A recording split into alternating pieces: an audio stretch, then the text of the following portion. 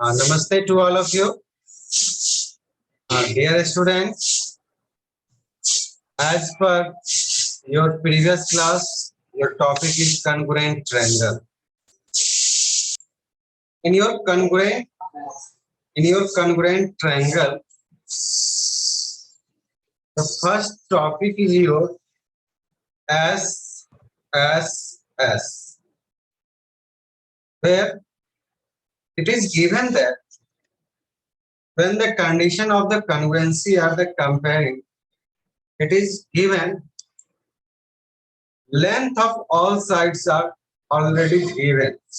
Only you find out their order. आपको order find out करना है. After finding order, write it in the symbolic form. उसके बाद इसको symbolic form में लिखने.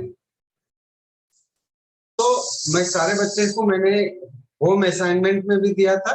Please, all students, please remember the statement of congruence condition. आप congruence condition के स्टेटमेंट को आप याद कर लें अच्छे से.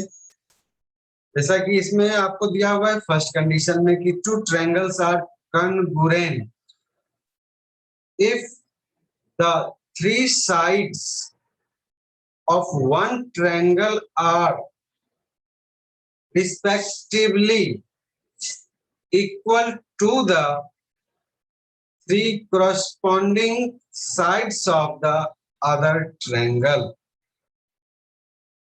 then the triangle is congruent by SSS. तब वो ट्रायंगल जो है वह SS कंडीशन के साथ congruent हो जाएंगे. In question number 3, we see that the length of the sides are not given, but their symbolic informations are given. लेकिन वहां आपके symbolic informations दिए हुए हैं. और by the comparing of this symbolic information, we observe that two conditions already mentioned in your question. One condition is hidden in your question. One part of the congruence condition is hidden. यानी कि आपको congruency के लिए तीन property चाहिए. तीन property में क्या चाहिए? तीनों साइड चाहिए. आपके दो दिए हुए रहेंगे, एक आपका हिडन रहेगा और उस हिडन को फाइंड आउट जब करोगे तो उसको रीजन के साथ लिखना है. ठीक है, रीजन के साथ लिखना है. तो in your question number 3, here already by the symbolic notification it is given that PS equal to RS and PQ equal to RQ. इस symbolic information से दिया हुआ है. And third side is QS. Here we observe that QS is common side for the both the triangle. अब जब third pair आप जब निकालोगे तो QS यहाँ पे हो गया और QS का रीजन क्या हो गया? ये कॉमन साइड्स हैं, वही रीजन के साथ. इतने आपने प्री ऑब्जर्विंग आपका नॉलेज, ज्योमेट्री जो हमारा है प्री ऑब्जर्विंग.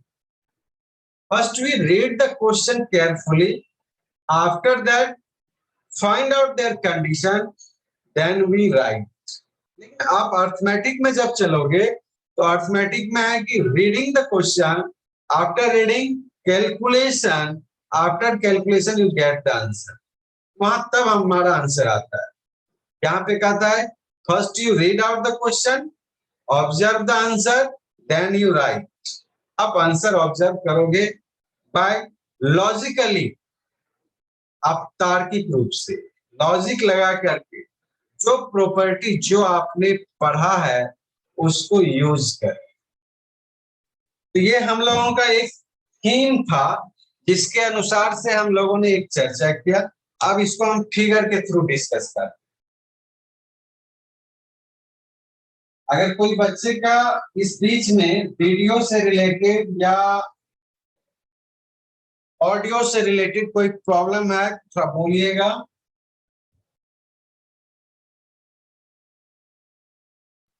अगर सब सही है तो एक बार ओके बोल दीजिएगा, कोई कौन एक सा पेज बच्चा। Number sir? यस सर, सही है। Okay sir. Yes okay sir, okay sir. Okay sir. Okay, thank you.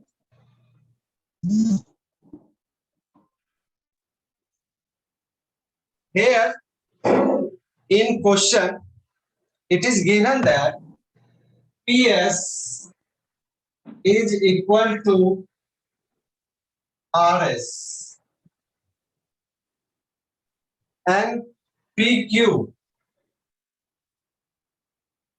is equal to RQ. PQ equal to RQ. The first question is given is triangle PQS congruent to triangle RQS। आपके दो side दिए हुए हैं, आपको third side आपको पता करना है। तो थर्ड साइड ऑलरेडी पता चल गया हमारा QS, जो कि दोनों ट्रायंगल के लिए होंगे, यानी ये कॉन्ग्रुएंट है हमारा।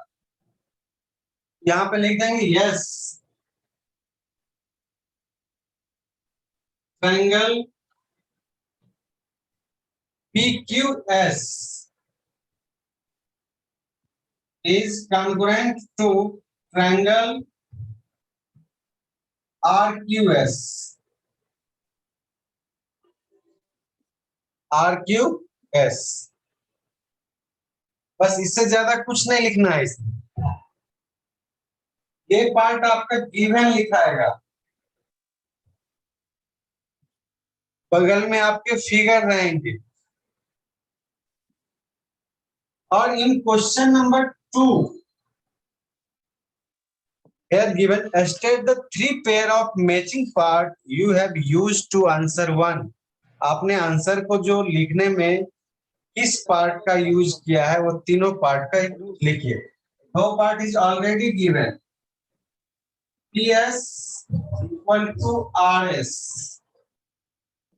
and PQ equal to RQ, QS equal to QS। ये आपके तीनों पार्ट हो गए। और यहाँ पर ध्यान से लिखिएगा, देखिए यही ऑर्डर को यहाँ फॉलो किया हुआ है या नहीं। इसमें देखिए PS फर्स्ट और लास्ट है, यहाँ है RS भी फर्स्ट और लास्ट है। फिर है PQ फर्स्ट सेकंड है, तो RQ भी यहाँ फर्स्ट सेकंड है। QS, इसमें भी QS सेकंड थर्ड है, इसमें भी QS सेकंड थर्ड। इस ऑर्डर को स्पेशली फॉलो अप करना है। Okay yes. सर हम लोग PS की जगह SP नहीं लिख सकते हैं? अगर इसको SP लिखिएगा तो इसको SR लिखना होगा।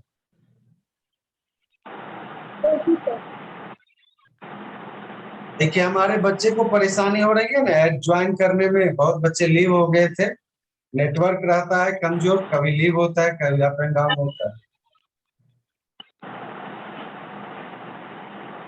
And third is your angle P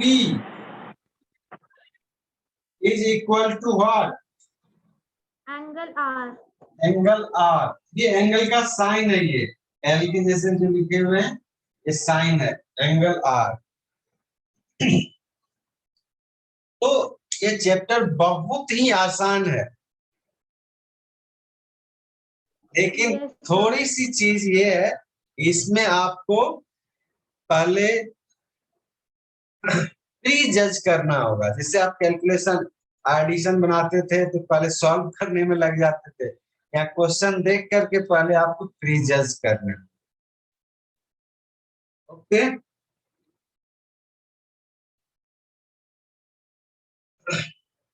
next question देखते हैं हम अब।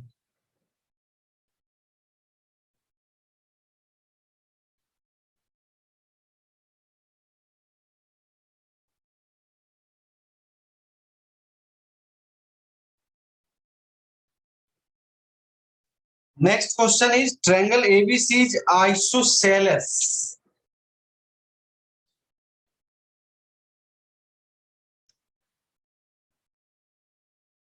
A B C is isosceles. और आइसोसेलेस लिखा हुआ है तो यहाँ पे एक चीज और लिखे हुए रहेंगे आपको, क्या लिखे हुए रहेंगे? कौन सा साइड इक्वल? यहाँ लिखा हुआ है कि A B equal to A C, A B equal to A C. Question में क्या दिया हुआ है? Triangle ABC is an isosceles. Triangle ABC is an isosceles. Sir, your picture is not clear.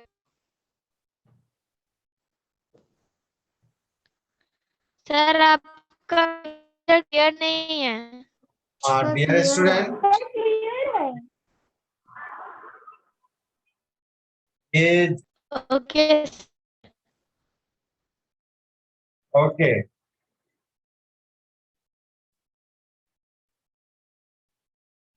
here one condition is given. Next is D is midpoint of base BC. D is midpoint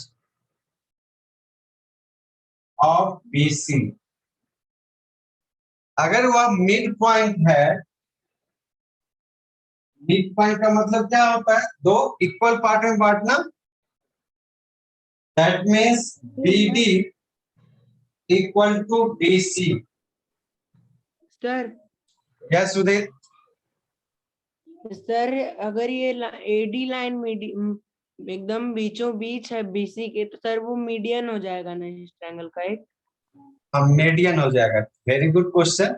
हम लोग median हम लोग पढ़े भी हैं कि median क्या है कि लाइन सेगमेंट जो from the vertex to the mid point, एक लाइन सेगमेंट जो वर्टेक्स को और उसके अपोजिट साइड के मिड पॉइंट को जो ज्वाइन करता है वो हमारा मीडियन कहलाता है। यहाँ तक ठीक है? अभी आप देखिए मैंने क्या कहा कि तुम्हारे क्वेश्चन में दो कंडीशन दिए हुए रहेंगे।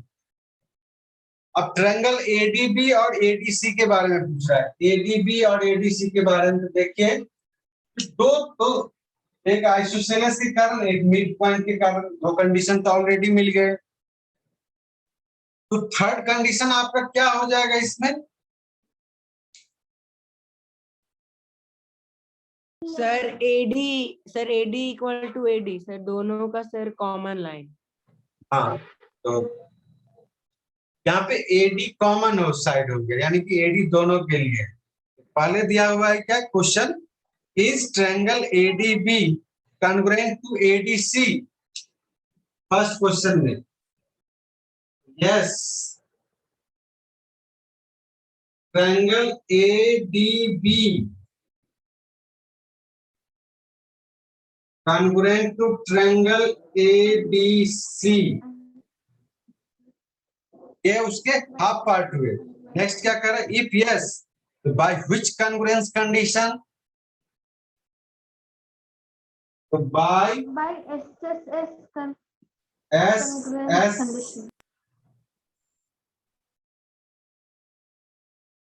congruence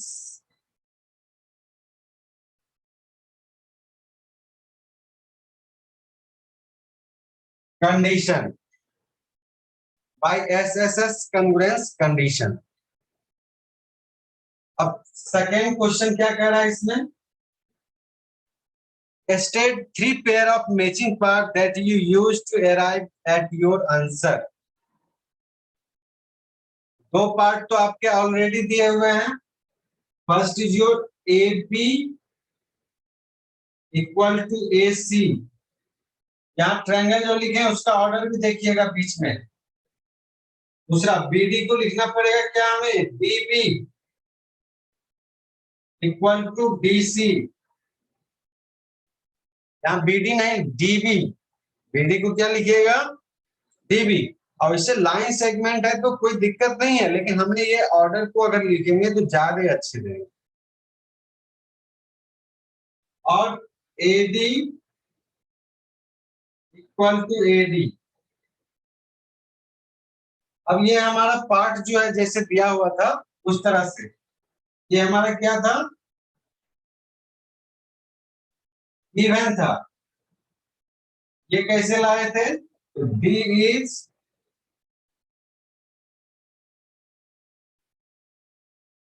mid point of BC। ये कैसे लिख रहे हैं, ये कॉमन है इसीलिए।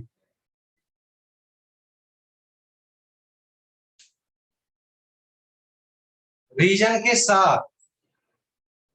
ये आपके क्वेश्चन नंबर 4 हो गए।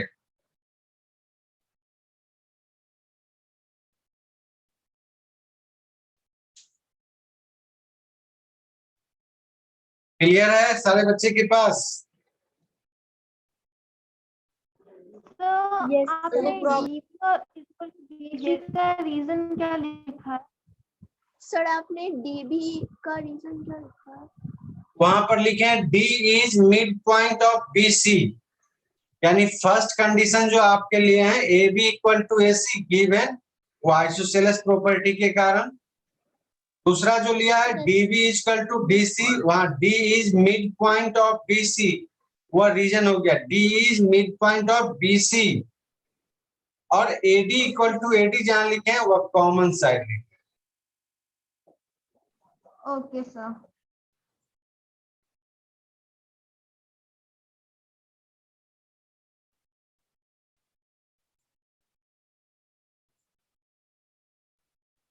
Okay,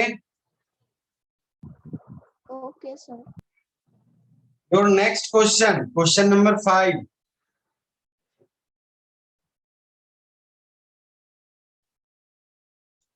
In triangle PQR and XYZ, PQ equal to XZ, 2.5 centimetre का लेंथ दिया हुआ है, and QR equal to YZ, QR equal to YZ। What additional information is required to make two triangles congruent by SSS condition?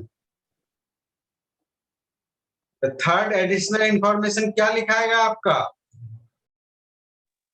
PR equal to PR equal to XZ। उसी तरह से first condition में हम लोग क्या लिखेंगे, उसको भी हम थोड़ा सा इंडिकेट कर ही देते हैं आप लोगों के पास।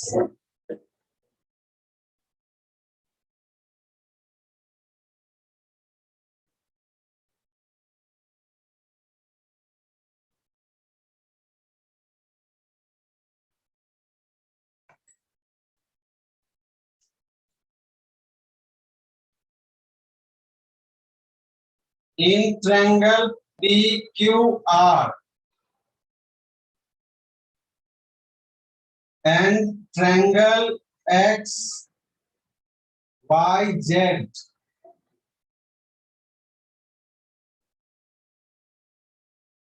PQ equal to XZ equal to 2.5 centimetre. चूंकि उसका लेंथ दिया हुआ है तो लेंथ के साथ मेंशन कर दे रहे हैं हम। Next QR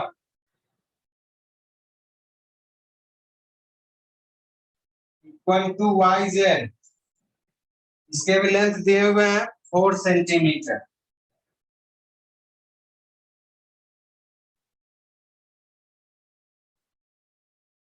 The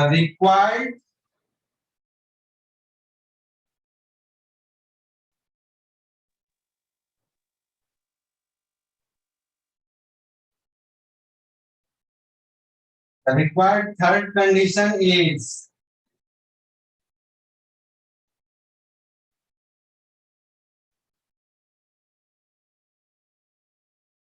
PR equal to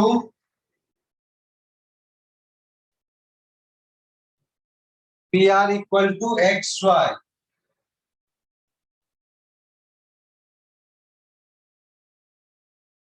PR equal to XY. अब यहां ध्यान देना है हमें कि PR इक्वल टू XY लिखना सही है। सर यस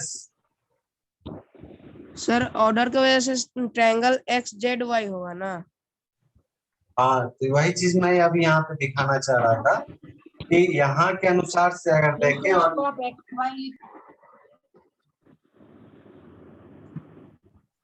जो बच्चे अभी हमारे साथ बोले हैं उसी पर मैं बात करना चाह रहा हूँ, तो इसी कारण इसको बनाने के लिए भी मैंने सोचा।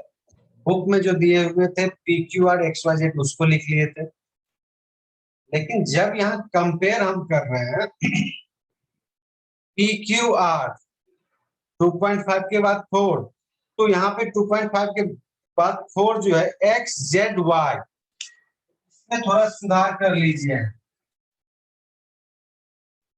XZY और यहाँ पर भी इसको हम सुधार कर दें ZY। अब तब थर्ड कंडीशन ऑलरेडी आपका क्लियर हो जाएगा। तो यहाँ जो मैं पहले जो आप लोगों को कह रहा था कि नहीं, पहले आप जज करो। अगर पहले जज करते तो हमारा ये गलती नहीं होता, अगर डायरेक्ट लिखेंगे तब हमारा ये मिस्टेक्स होने की बात है। तो the required third condition is PR equal to XY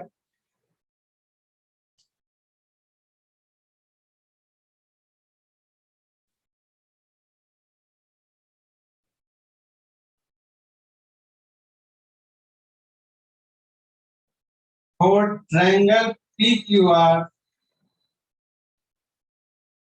congruent to triangle XZY by SSS condition.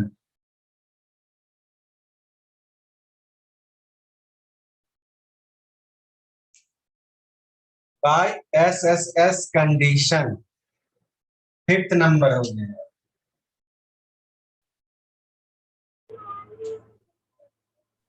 Okay,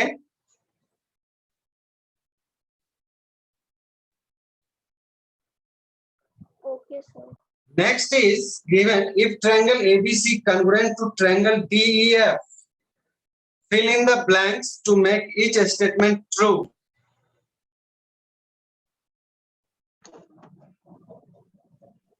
sir ये तो कर लिया था काम। इसको हम लोगों ने कर भी लिया था, लेकिन अगर कोई बच्चे हमारे नहीं देख पाए हुए तो बस आप ABCDDEF जो ऑर्डर है उस ऑर्डर को फॉलो करिएगा और आंसर लिखते चले जाइएगा। Yes okay, next topic is your SAS side angle side. Next topic हमारा जो आएगा साइड एंगल साइड। यहाँ साइड एंगल साइड में हम लोग क्या करेंगे यूज, एंगल का मतलब यहाँ included angle, angle means here included angle.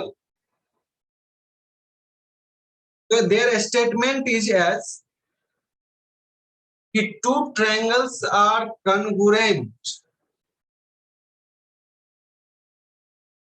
if two sides and the included angle of one triangle are respectively equal to the two corresponding sides and the included angle of the other. This is the SAS congruence condition. इसको भी आप लोग याद कर लीजिएगा। खाली क्या है, two triangles are congruent if two side and the included angle. यहाँ इंक्लूडेड एंगल का मीनिंग क्या है कि अगर जब दो साइड ले रहे हो, दो साइड में देखो कोई ना कोई एक वर्टेक्स कॉमन आएगा तुम्हारा, तो जो कॉमन वर्टेक्स आएगा उसमें that on that vertex angle is known as included angle. उस वर्टेक्स पे जो आपके एंगल बनेंगे, this angle is known as included angle. As for example,